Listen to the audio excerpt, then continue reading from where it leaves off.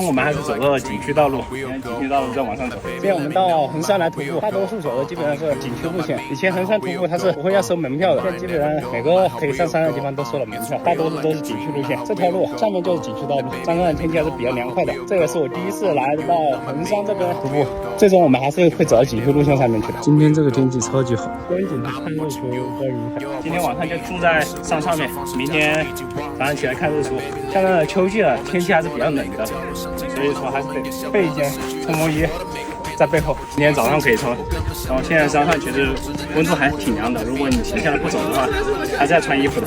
这里就是赛风寺了，往这边走的话就是杜元峰，这就是杜元峰。但其实下雪的时候会更恐怖。今天这里是南岳衡山的夕阳，今天看夕阳，夕阳看完了，明天在这边看日出。